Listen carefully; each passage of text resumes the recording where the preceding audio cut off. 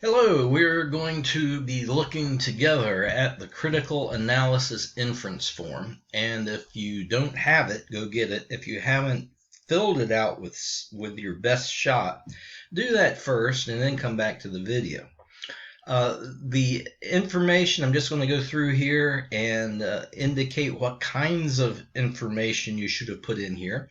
The title, author, copyright date. By the way, that is October 6, 2013. I'll just give that to you. The other is written clearly. Does the author state his or her purpose? Well, maybe isn't stated, but you can infer it. Now, what you don't want to put is something like this. I infer his purpose is to bring attention to texting and driving. That wouldn't be his purpose. The purpose, remember, there's three. There is to persuade, to inform, to entertain.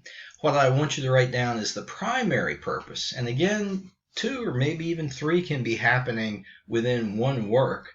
But we need to determine what is the main purpose and explain why you feel that way. Is it to, if you put entertain, think again, but is it primarily to inform us as you're trying to persuade us? And explain it. What can you infer about the intended audience? Well, to do that, you need to look again in the book. It was written in the Boston or published in the Boston Globe, and very much it's who would read the Boston Globe. What kinds of people would stop and read an article about this in the Boston Globe? Not everybody reads the whole newspaper or the Boston Globe or its accompanying website. But what kinds of people would stop and read something like this? So that's what you want for your audience. Here, it may have some vision for what you're doing. You're going to eventually have to speak to his use of language, this Leon Nefka's use of language. And you need to have some specifics that you can refer to. And when we speak of tone, use of language, there are words. What kinds of words can you list here that seem to indicate some emotive qualities? For example, he has words like dangerous, catastrophic, bored. You probably have felt that. Disturbingly, powerful, compulsive, deadly, most. All that's a superlative, most. There's one thing that is most. So if you look through and find those, write those down. And then of those, which of those words or some of those words, how do they make you feel, the feelings? And especially images. Remember, connotation is what's suggested by a word. And if it's a heavily connotative word, that notion I gave you, that the right word is worth 1,000 pictures, we as an audience will look at that word and have a distinct image. And all of us, it'll be similar, but different. When I think of catastrophic, I'm thinking of something really terrible. What is that? Well, specifically, when I think of catastrophic, it's buildings falling down.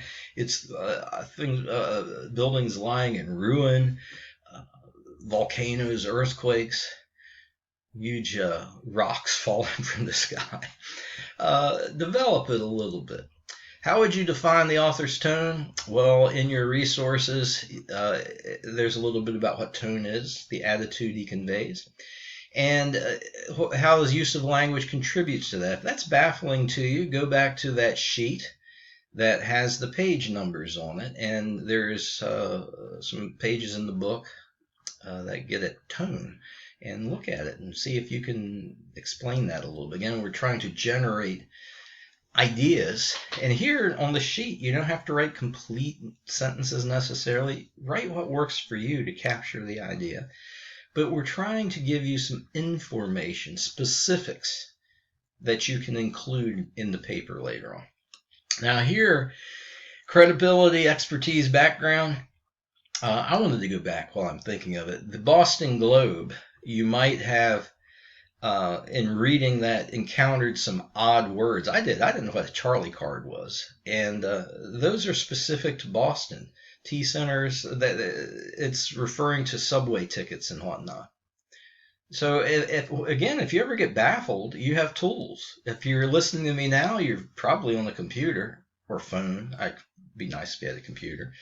But if you have the tool, if you don't know what a word means, You can find it. That's how I found it. Going on through here, the author's credibility, expertise, and education. Do an internet search. There's information out there. This is a pretty happening guy. It was peculiar, but as I was looking, I couldn't determine exactly how old he is. He graduated from Harvard in 2007.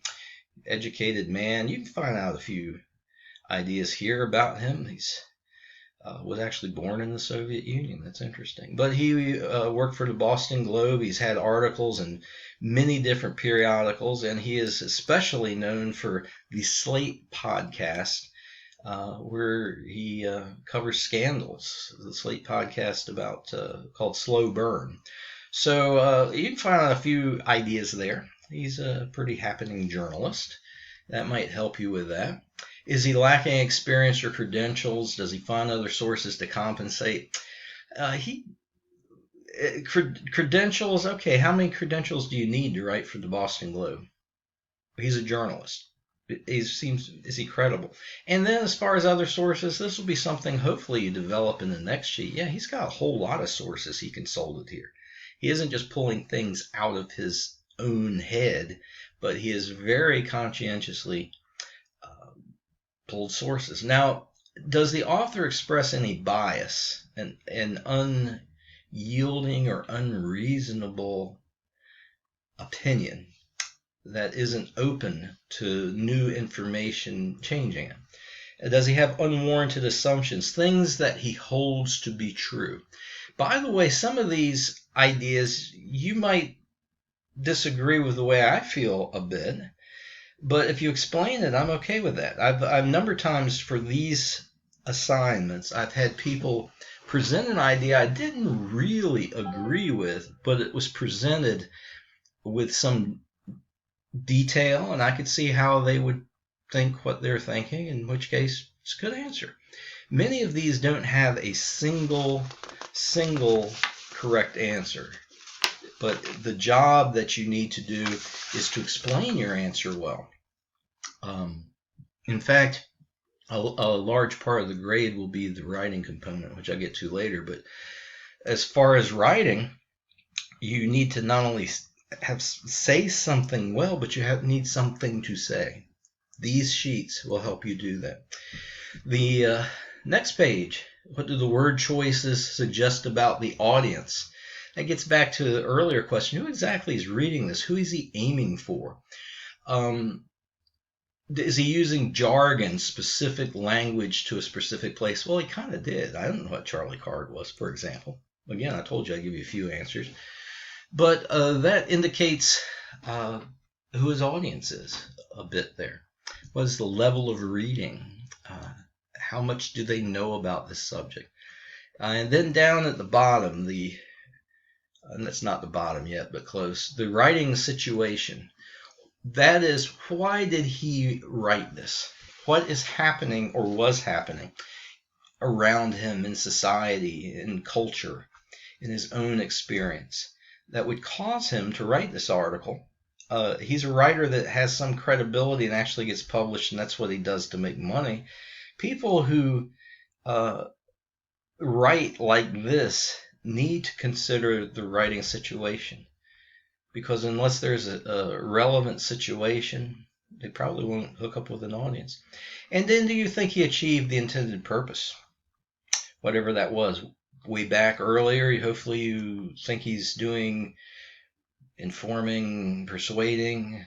Do you think he did his job? And try and come up with some details. Again, these elements are what you will mine later on, so that you can have something to say about this article that is specific. You don't want to just be general. And I'll reiterate that later. So hopefully that gives you an idea of the kinds of things you coulda, shoulda, ought to have put, and some of the ideas that perhaps were amiss that you discovered. Continue on. The next stop along the critical analysis way is for you to do the evidence evaluation form. Again, if you're on that form, you're baffled by some of the terminology, go back to the initial sheet that describes the structure and resources of the essay and there are page numbers listed for those key terms. You can go back to the book and review some. Again, this critical analysis is a lot like a written final exam, except you get to work on it in stages, mess with it a lot, and make it really good instead of going into a room and having to scratch out on paper a long essay. I used to have to do that. It's pretty intense. So if you're feeling intense right now, use the situation. You're not stuck in a room with a clock on you, forcing you to do this in a certain time frame. Get up, take a walk, take a break, take deep breaths, clear your head, and then come back and do it.